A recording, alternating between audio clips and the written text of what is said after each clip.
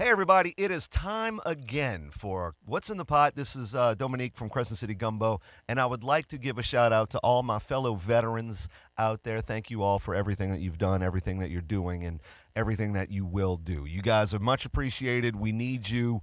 You much love for you guys. And yeah, I had fun when I was in the Army. It was a blast. I did some really dumb things. I did some really awesome things. And I'll never forget those memories. And I absolutely love everyone out there that's protecting us. So thank you, thank you, thank you, and keep it up.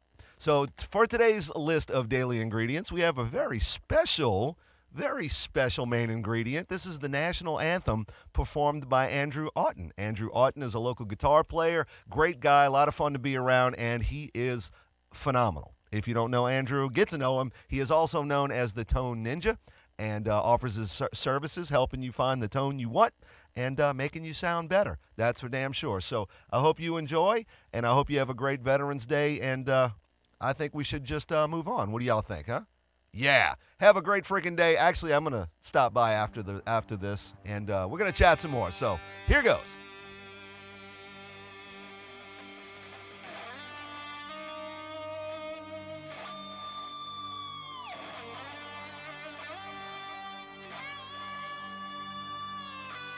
What's up, Art Cinco?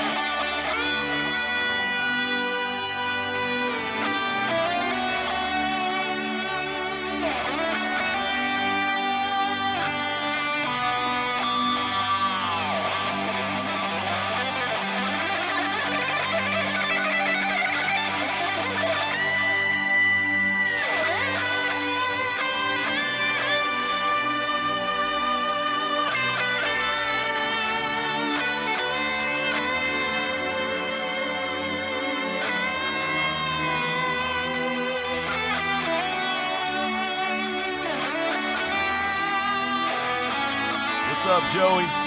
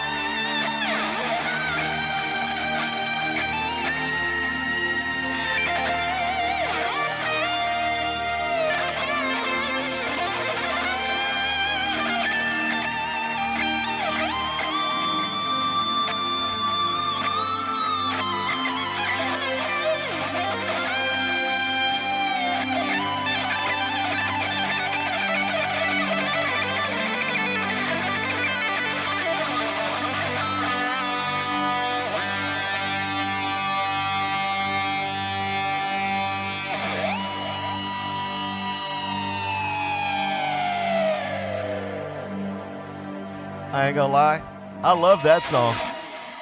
And Andrew did an amazing job. That was recorded right here in Crescent City Gumbo Studios. We went live.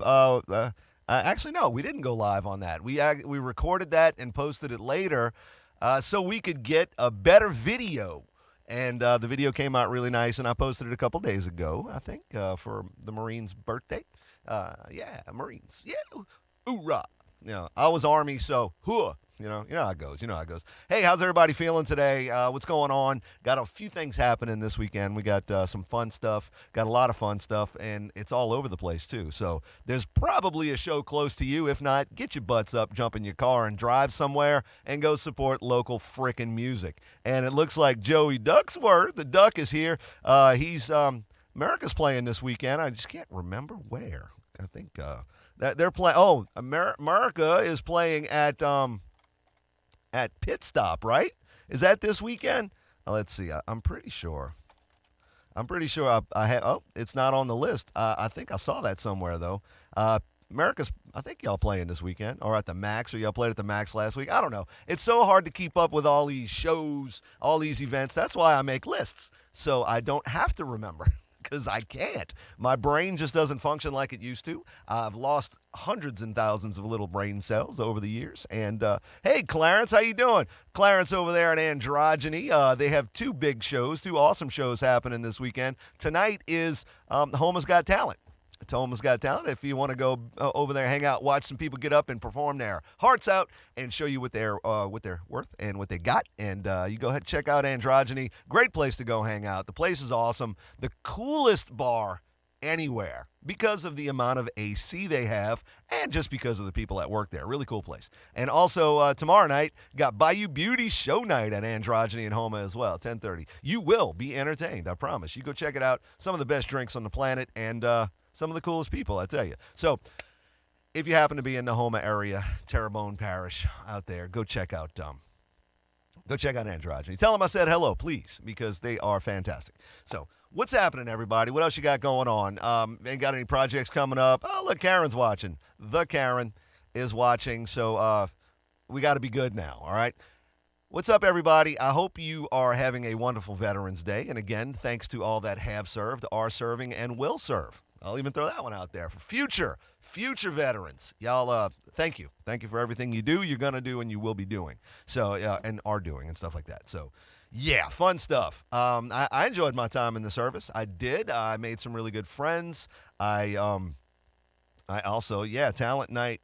Someone going home with some money, sing, dance, play instrument, etc. So it's like it encompasses all talent. So if you got something, what about jugglers? You got jugglers out there?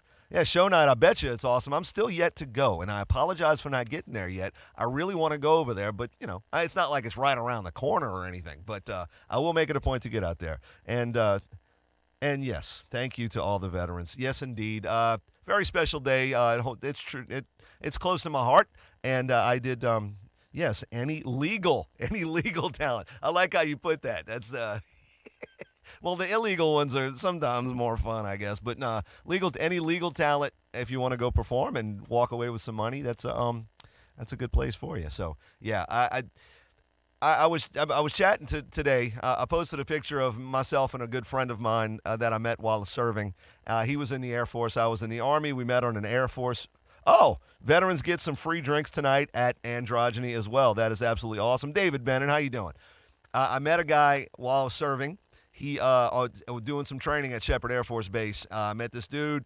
We instantly became friends, and then became just brothers not long after that. We spent a lot of time together. I spent every waking moment I possibly could with this kid while hanging out at Shepherd Air Force Base. We did a lot of things together. It was great. We had a really, really, really good time hanging out with each other. And he wasn't your typical airman, your Air Force personnel. He wanted to train with us because the Air Force PT, the physical training for the Air Force, consisted of walking around a track for X amount of minutes, and he didn't want to do that. So he asked me about running with the Army platoon that I was training with, and I talked to my drill sergeants, and they said, "Hey, hoorah!" Yeah. They said, yeah, he can run, but he can't join us in formation. So he could run on side of us. And guess what? He did. And he would wake up super early to come on those extra long runs that we used to do. and he ran with us the whole time. And he's a tough kid, I tell you, tough cat. He went on to anti-terrorism for the Air Force. He was a hydraulics in training for hydraulics, just like I was. He flew the refuel boom on the back of the big Air Force jets there. I think it was specially outfitted C-135s, C-130s. I don't know, but they had or I don't know. But the refuel jets, he had to train on how to use those. They had little wings on them to control it, actually. There's a guy that lays down on his belly, basically, in the very tail end of the aircraft and he controls the little boom. It's really, really neat. I watch videos on it. It's really cool. And he got to do that as well. Mark Safford, what's up, buddy? And I didn't get to do that because that was like a little bit of extra Air Force training. The Army, when we were done with the regular hydraulics training, we went on to our duty stations, and the Air Force would go finish there. It was like another week of training to learn how to fly these booms or something. And then I went to Fort Hood, and he ended up going to Japan. It was great. It was great. It was great. Running, laugh out loud. I would be passed out asthma attack. I hate running. I really do. And even when I was in the military, I hated running. But I did it because I had to. I was one of those guys. I wanted to get better. I wanted to get better at PT, at physical training. So I put in extra effort. And the drill sergeants in basic training, this is great. This is great. Basic training, like, hey, you want to get better at doing push-ups, you want to be able to do more sit-ups or run better, you should, you got to practice. Do it in your spare time. I'm like, are you freaking kidding me? In high school, I didn't do homework. I wasn't about to start doing homework in the military either. So what I would do is everything in my power to piss off the drill sergeants. And it worked. I pissed them off, and at first they hated me, but then they realized what I was doing and they got a kick out of it. So I would do things just to piss them off, and they would make me do push-ups. They'd tell me to drop. Whenever they said drop, we had to drop and do X amount of push-ups. Now, at Shepherd Air Force Base, every time the drill sergeants told us to drop, we had to do 68 push-ups. I know, that's a weirdly specific number, but we were, the Army platoon that I was in was attached to the 68th Transportation Division of the Air Force. So we were training under them. So every time we had to drop, they told us, in loving memory of the 68th Transportation Division, we had to do 68 push-ups. So I used to, it was kind of funny. This is one of the best stories. Coming out of the chow hall, we were eating breakfast. We just got through with PT. We're still in our PT clothes. We go eat, and then we come out. And one of my favorite drill sergeants over there, Sergeant Johnson. We're walking out. He's like, all right. He takes his hat off. The big drill sergeant hat. He takes his hat off and says, all right, if this hat hits the ground, you're all gonna get burned. So front back goes or whatever. We would have had to do all kinds of extra PT stuff. It was great. So he throws it up in the air, and guess who catches it? I do. I caught it. This is great. This is absolutely great. And he laughed so hard when I did this. I walked up to him. I said, here's your hat, Sergeant. And he reached out to grab it, and I dropped it. So he made me do 68 push-ups right there. And I was laughing the whole time. He was laughing the whole time. It was great. And we actually had a really good relationship. Once my drill sergeants realized that I wasn't just your typical idiot and I was a special kind of idiot, they appreciated what I was trying to do. So I got really good at push-ups, sit-ups, and I was the second fastest as far as the 1.5 mile run in our no, it was 2 miles. It wasn't 1.5 miles. It was 2 miles. 2 miles. We had to run 2 miles in AIT. And I was the second fastest in the platoon. I ran 2 miles in just under 13 minutes. It was like 12 minutes and 52 seconds, 58 seconds, somewhere, something around that. But I was pretty fast. But I hated running. But I did it, and I ran fast so I could get it over with. That's all I'm saying. But I was pretty high up with my PT scores. And when you get higher PT scores, you get to do things differently, or you get special treatment. Preferential treatment in certain situations. You don't have to do this. You don't have to do that. You get to go to the front of the line sometimes. Things like that. And it was nice having those little there's little perks, not quirks, but perks. And it's funny, the guy that was faster than me in the platoon, he was like 6'8". I'm 6 feet tall. This dude was like 6'8". And when he ran, his strides, I swear, were like 10 feet long. I mean, he would shrink. Because his strides were so long, his head would come down while he's running, and he would just blow everybody. He was at least a second fast. Well, almost a minute faster than me. I mean, he was already at the finish line, laying down or walking around with his hands on his hips, hands above his head, stuff like that. He was already there by the time I got there. And I tell you, oh man, military was fun. I had a good time. I worked on helicopters. I was a 68 hotel in the Army. 68 hotel, which is aircraft neutralics is what they called it. They combined hydraulics and pneumatics because they both work on the same principles. They work a little bit different because air is more compressible than hydraulic fluid, and that's why they use fluid and not air. But air acts like a fluid. So I got to work on all kinds of cool helicopters. I got to shoot big guns. We got to blow stuff up. It was great. M60, M50, 50 caliber machine guns, M16s, of course. We got to shoot the ATAS anti-tank rocket launchers and stuff, and we got to use incendiary grenades and things like that. It was really good. And since I played baseball when I was younger, and I always played outfield because of my arm. I could throw the ball all the way from deep center to the catcher without a hop, but they told me to start making it hop because it was hard to catch if it didn't hop. So yeah, we started doing that. But so when we did hand grenade training, the drill sergeant saw how far I was throwing the hand grenade, and they would use me as a demonstration. They would let me throw it. So we're out in the woods one day doing this little training thing, and we had these training grenades, and they said, "Okay, Dominique, Lusto, come here." "What's up, Ted?" I said, "Come here. I want you to throw this grenade and show everybody how to do it." I was like, "All right," and I did the form, and I touched my helmet, pulled it back, and I threw it. And I slung this thing, and I mean, I threw it as hard as I possibly could. It hit a tree, and bounced straight back at us.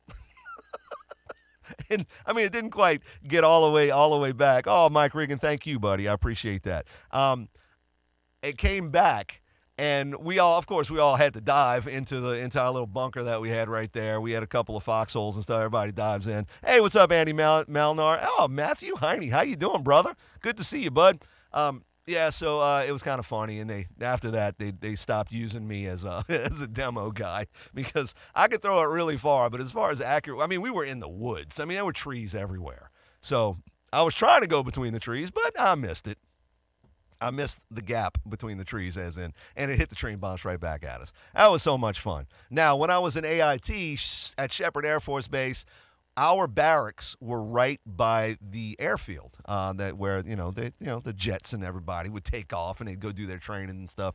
And I was absolutely enthralled. I was captivated by it. I absolutely loved watching the F-16s take off in the middle of the night with no lights on.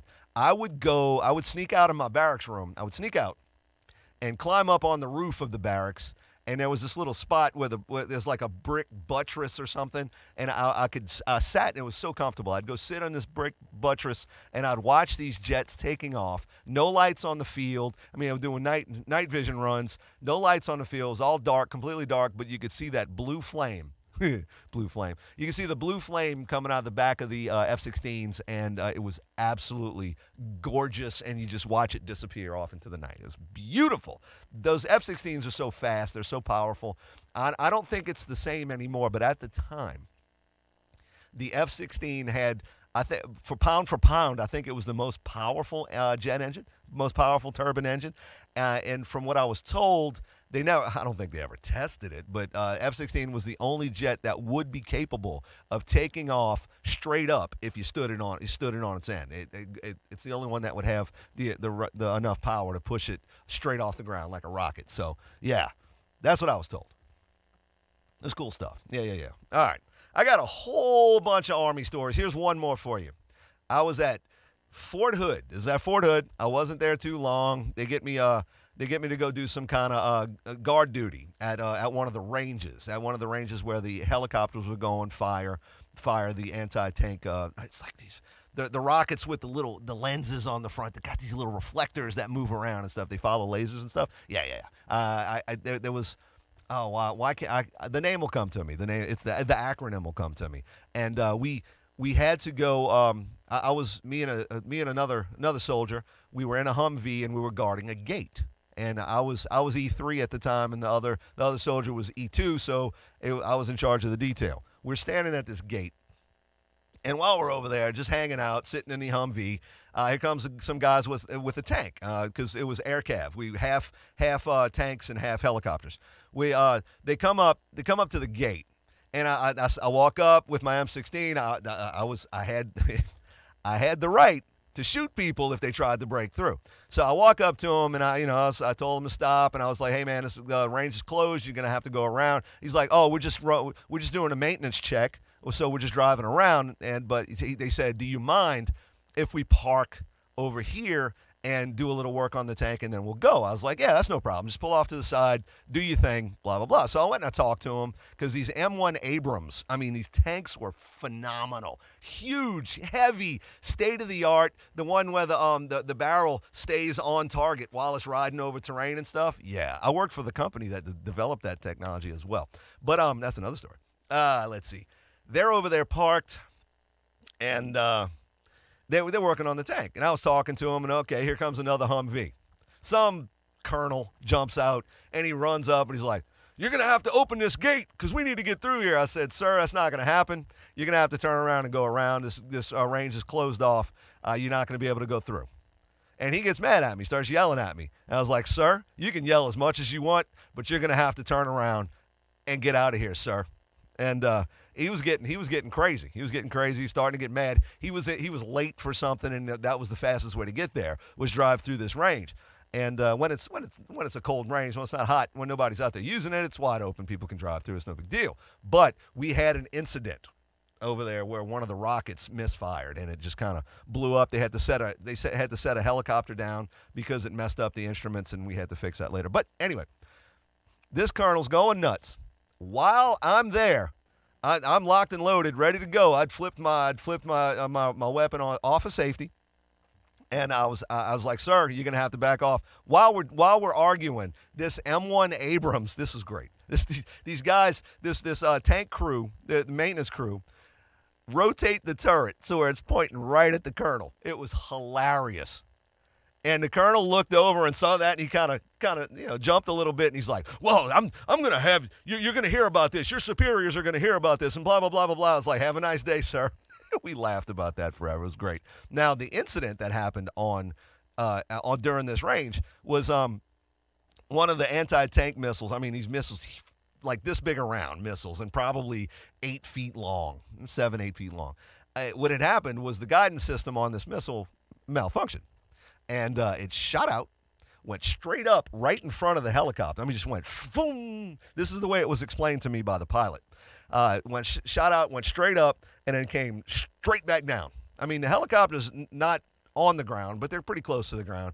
I don't remember how high they were, but the rocket hit the ground, blew up, shook the helicopter like crazy, and they had to they had to set it down, and we had to go. Well, I was guarding the gate, and we had to go. My platoon had to go to fix the helicopter so it can fly back to the airfield where more maintenance was required. So yeah, it was a lot of fun. We did a lot of stuff. We had a lot of some really good times, and yeah, some stuff I would never want to trade for any other experience in my life. That's for sure.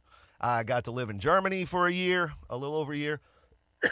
That's where I was discharged from, and I went to the doctor in Germany. I re-injured my ankle while doing some training in Germany, and this doctor looked at my X-rays, and I quote, with a little bit of censoring, the doctor looked at me and says, "What the fuck are you doing in the military?" I said, "I don't know." He said, "We're gonna have to. You got to get out. You cannot be in the military with this." I was like, "Really?" And he said, "Yeah." So I actually started tearing up. I was very disappointed that they were kicking me out, but I got instantly medically discharged. They started my paperwork the next day, and I was out of Germany within a week. And normally you wouldn't get discharged from overseas, but they needed they thought my ankle was bad enough. They said you can't be in the Army anymore, so they did it right then and there. Normally they'd send you back, they'd transfer you back to the States, and you'd get discharged from a local state kind of thing, and then you'd go home. And that's what happened to me, except it was straight from Germany. It was a weird experience, but Germany was beautiful. Austria was my favorite country to visit, and I've been to several. I'd been to all kinds of different countries. I say several. I couldn't even tell you how many countries. Probably 9, maybe 10 different countries. We drive around, went see them. Austria was my favorite to visit. The Czech Republic was kind of dingy, like really gray. It just didn't look exciting when I was there. Amsterdam was cool. You know, the Netherlands. Went check out the Netherlands. Saw some big, the big windmill houses and tulips and all that fun stuff. And Belgium was cool. Luxembourg was all right. France was great. Let's see, where else did I go? I remember driving to the Netherlands. I took a wrong turn because we didn't have cell phones. We didn't have GPS. I mean, maybe GPS existed, but I certainly didn't have it. I took a wrong turn, ended up driving through 5 different countries, or driving over the border for 5 different countries. And it was great. And it only took me about 35, 40 minutes out of the way. It was pretty fantastic. So, yeah. So, with that being said, thanks everybody to that served, that are serving, and will serve. So, thank you to all veterans, all active duty, and future veterans. I really appreciate that. And I got a serious question for everybody. How many out there know any 70, any older or even young cats that are that were joined the military just because they thought it was tough? That's what they wanted to do. And they get out and they still brag about how awesome they are and how much of a and how they could kill you with their thumb, stuff like that. And, it's like, dude, when's the last time you trained? It's like, just stop. We appreciate your service, but stop. Okay. Anyway, love you guys. Thanks for tuning in. Really appreciate you being here. Happy Veterans Day. Get out, go support some local entertainment, local businesses. And if you see a veteran, give them a hug. Tell them thank you. You know how it goes? All right, y'all be good. Be cool. We'll see you real soon. Have fun this weekend. If you're out and about, let me know where you're going or where you are. Maybe we can swing by and say hello. Y'all take it light. Thanks for tuning in. I am Dominique. This has been What's in the Pot, live from Crescent City Gumbo Studios. Be good to everybody.